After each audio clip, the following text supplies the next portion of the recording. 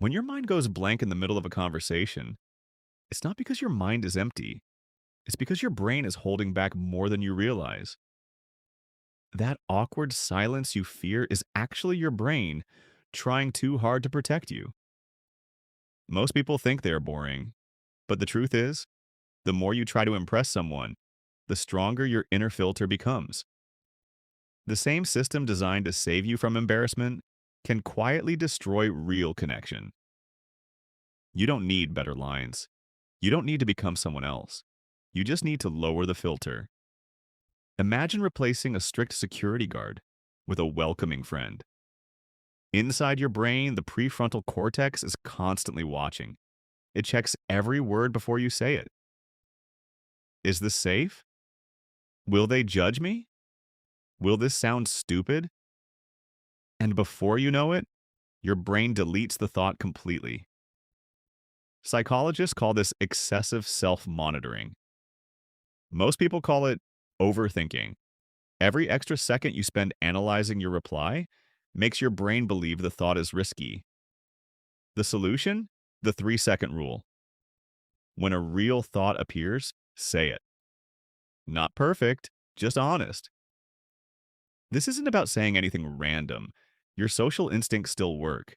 You are simply stopping yourself from over-editing. Because real conversations don't happen through perfection. They happen through flow.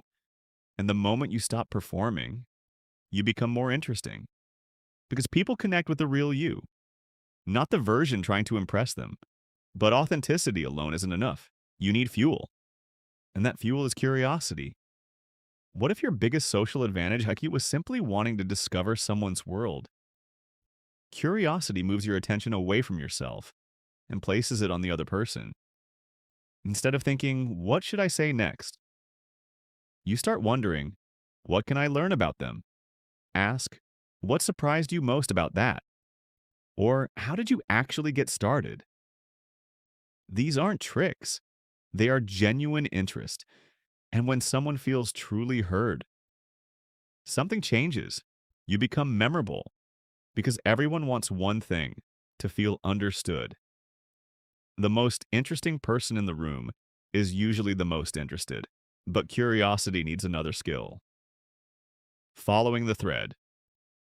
Most conversations die because people change topics too quickly. Not because there is nothing to say, but because they miss the hidden paths. Instead of asking, how was your trip? Ask, what moment from that trip changed your expectations? One question goes deeper. One creates a real conversation. Every sentence has hidden threads. Someone says, I'm exhausted from work because my company keeps changing everything. Inside that sentence are many paths: stress, work, change, pressure, what they actually want. Notice those threads, and you will rarely run out of things to say. The silence was never empty.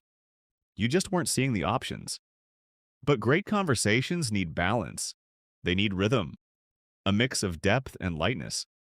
Too much seriousness becomes heavy. Too much small talk feels empty. The best communicators know when to shift. After a serious topic, bring some light. Speaking of stress, have you seen how office plants look happier than employees? And after a joke, go deeper. Do the stories we watch actually change how we see life? That balance creates connection. Now, even with all these tools, your mind will still go blank sometimes. That's normal. The difference is, you'll know what to do. First, look around. Use the environment.